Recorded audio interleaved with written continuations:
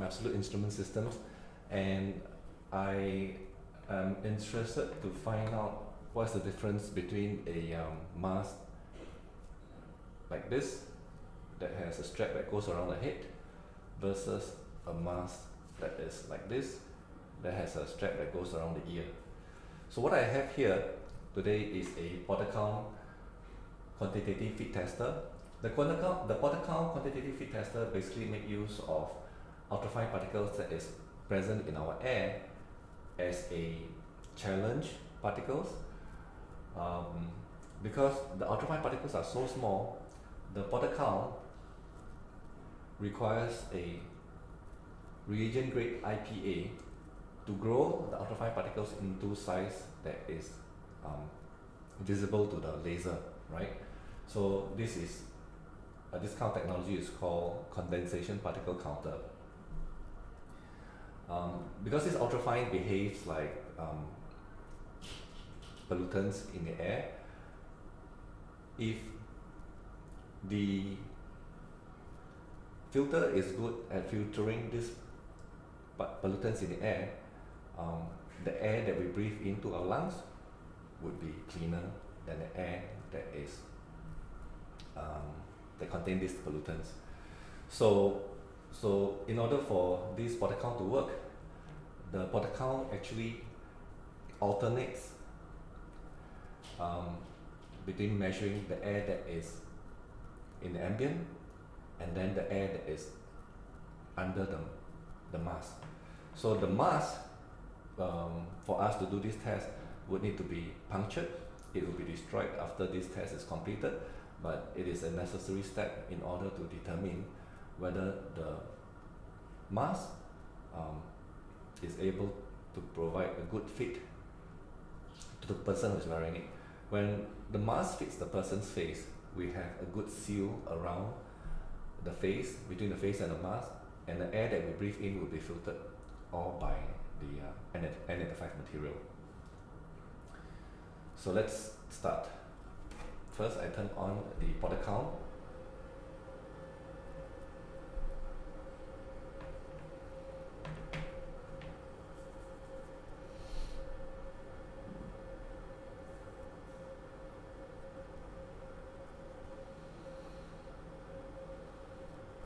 The probe is actually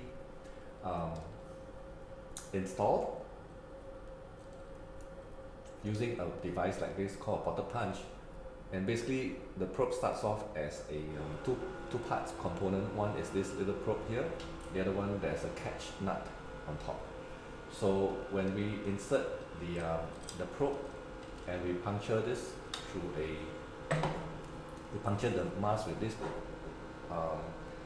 probe insertion device called porta punch, then that's how the probes are being installed onto the mask. Right, so I'm going to go into real-time mode.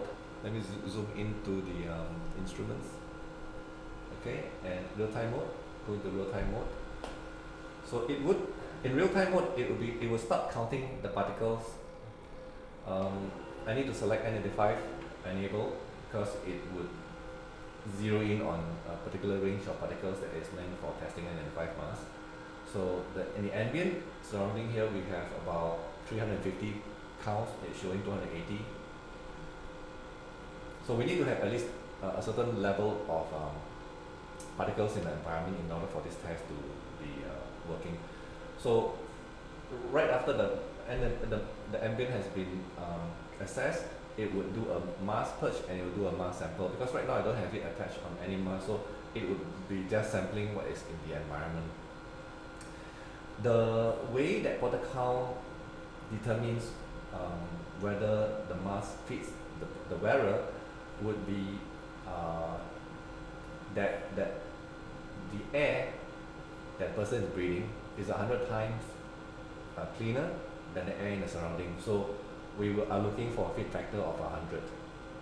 So let me use this let me insert this probe, the transparent part, to the probe, and put on this N95 mask.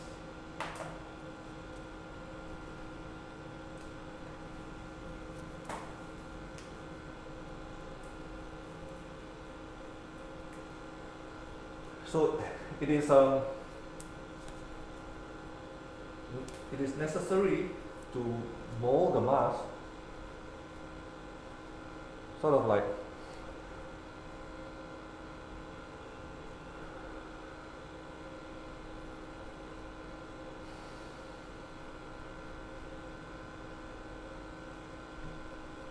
so.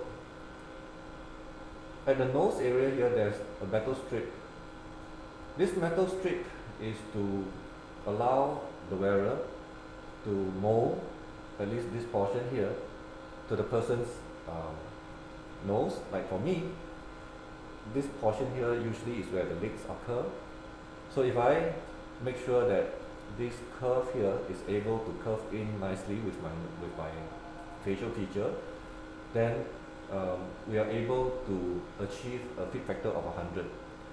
So anything, for fit testing, quantitative fit testing of a N95 disposable mask like this, of filtering face pieces, the criteria under OSHA is 100. So as long as we have 100, the mask is suitable for this person, like in this case myself. Notice that as I talk, the fit factor goes up, drops and goes up. It's because as I talk, my face is moving, and this mask, when the seal break, if because of my movement, then particle is going to sort of like leak in. But the important thing is that when I stop talking, that the seal forms back.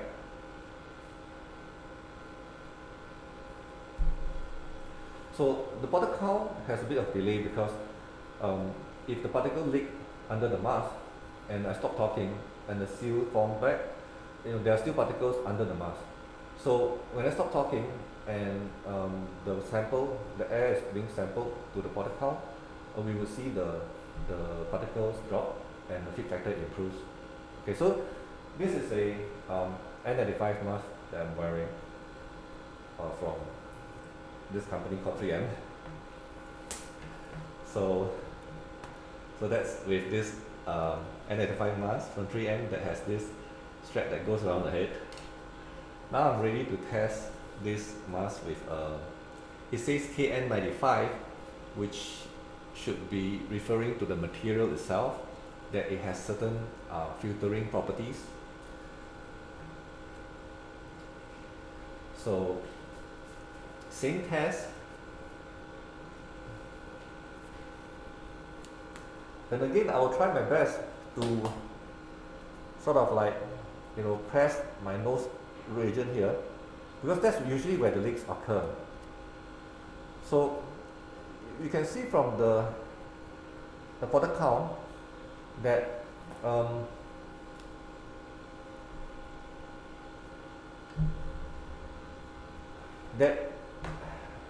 the fit factor is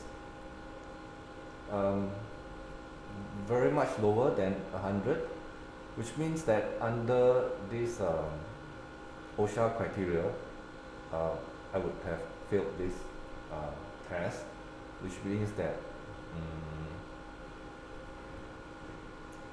now how to improve. Maybe I can try to find where the leak is. Like I mentioned, the leak is always at the nose area here. Now, okay, the instrument has gone into a background assessment again. So it will check between the environment and what is under the mask. So right now it's doing an ambient sample. So ambient is about 318 right now, 320. And once it's done with the ambient, so it's checking the ambient on what the ambient is, and then it will do a mask purge. And after the mask purge, it will do a mask sample. So in real-time mode, this is ongoing, right? So okay, now it's sampling the mask. So now I will try to sort of like press onto this range here, this region here.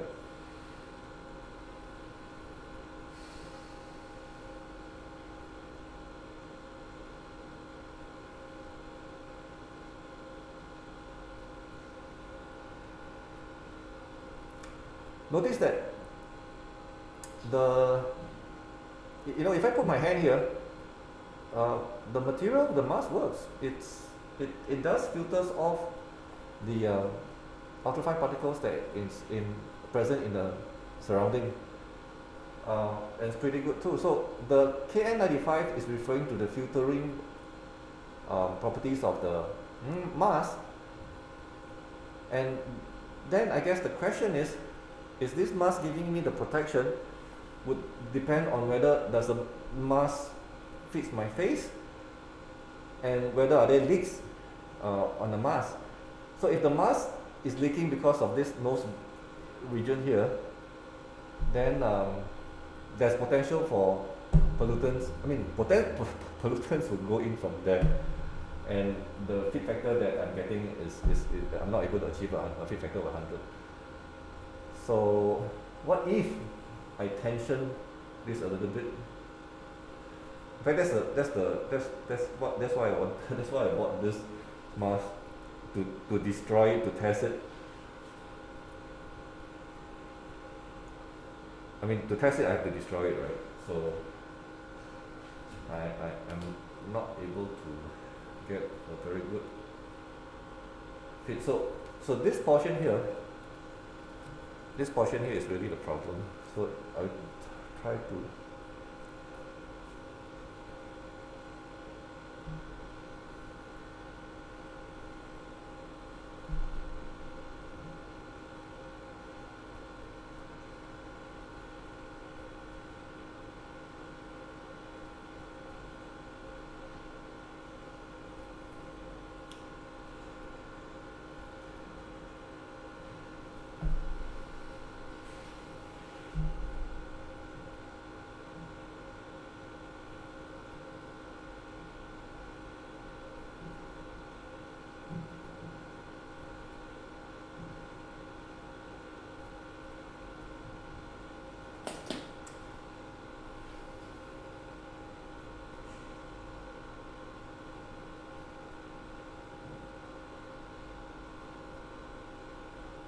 Well, the mask works in every other places except the one that is near my nose.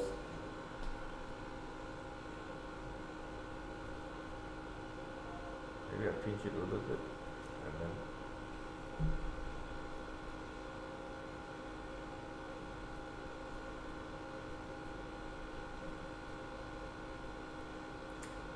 Okay,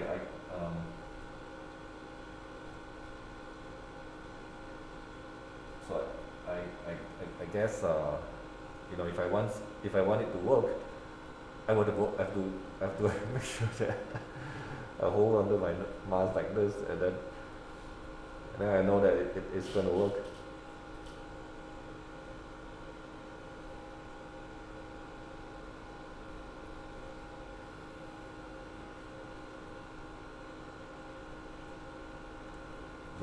The material is the filtering material it works. It's just how, whether are there leaks. Okay, I guess this is what I wanted to find out, and at the same time to share with you if you are interested to know about this. Thank you for watching.